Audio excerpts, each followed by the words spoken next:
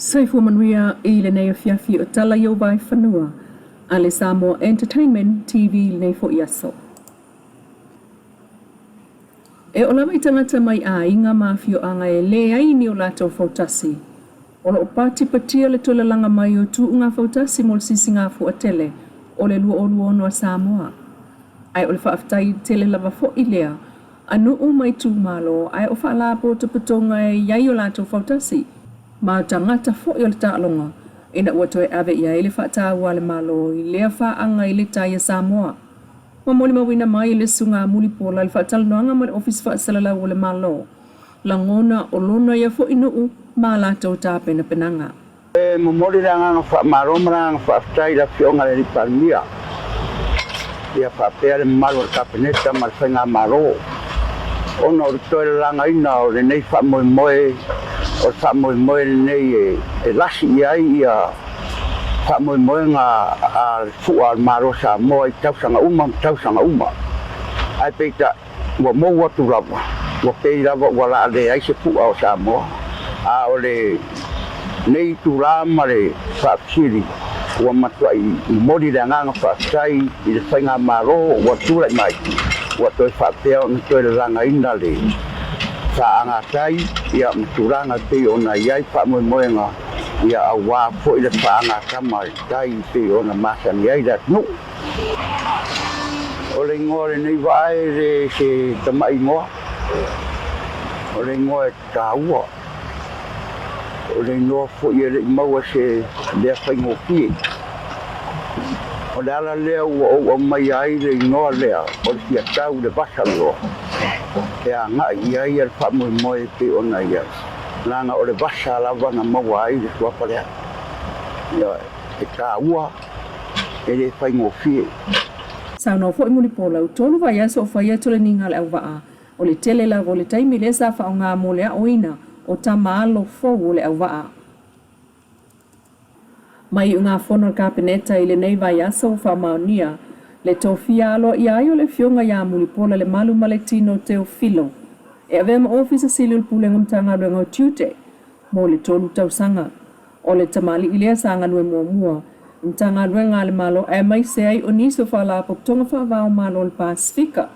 O la oia umia whailonga tawaloa. Le matua whaiwai whaafoeina o pisinisi ti pilo mama walunga I whaafoeina o pisinisi whaatasiai. Ma le tuspasi ma walunga le whaafoeina lava. O pisinisi me le University o le Southern Cross I Australia. Sa onga fo'i I le University o Pasifika I Saute, whapea le University au o Samoa.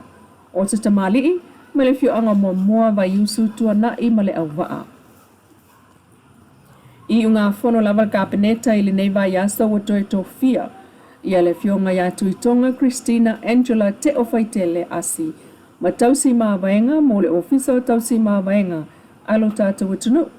O le luafe ma le tolu lena mo I tofia ai tuitonga I le atufinga a o lea o toe fili I le kapeneta na te whaawa wina tau aveina le matafa ioi mo le isi tolu tausanga.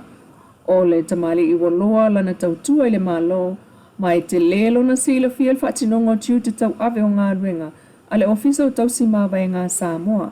Sa whaawina University al Pasifika I Saute le USB fiti mai olo oia umia whaailonga tau waloa. O le tike li o whaatufunganga, o le diploma whaaprofesa I le whaaloia, ma le diploma whaaprofesa I le fausia o tula fono. O tuitonga o se tamali'i mai le fioanga o whale apuna, ma le ufisa. Tala na I o VAIFANUA mai Samoa, alau Samoa Entertainment TV, I le nei fo FRI le.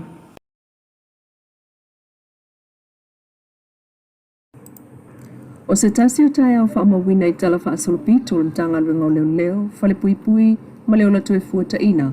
Le so sulfa o melu o luono ina waalo ia aile au nanga. A le to avalu sulto o luana tangata whainga luenga po o manu le malo. Ma whaao o atu ia ele fionga le palmia la au le mali e tua I lana saunuanga whaapitoa.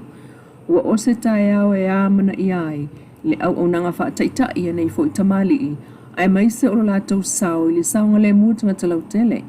E le mo le tele o tau sanga o ele o leo. Ai o le mtawha ioi o lo e whaatino I se tūlanga I sili atu. Mai wā fuai Le si tio tūlanga o ilato u wha mawina i le sauninga wha apitoa. Ma ia whautua le toa valu sfutolu lea. Wala sia leisi tūlanga mawalunga atu o lona tōwhinga i le ngānuenga ina ia ngālulue ma le wha maoni. Na lau longo le nuu o tūlisi i le taulanga ia pia le langa ina o le awa o le wheloa inga. Ma te tala i le taamin sanga o whai pelenga a le kalaputa alo malisi i le awaulia nafi. O le sauninga whaaptona whai ele mota Samoa o pulenga o tūlisi i le elfong. Ma awa ia tu ia ilfa tamau le asosi le fiunga le palemia. La au le mali e tō pula tai vau le uatea pula tai vau Fosi Schmidt. O le whai umol vai o sonei, o le awha tau nu oita amsanga whai pelenga wha vau malo.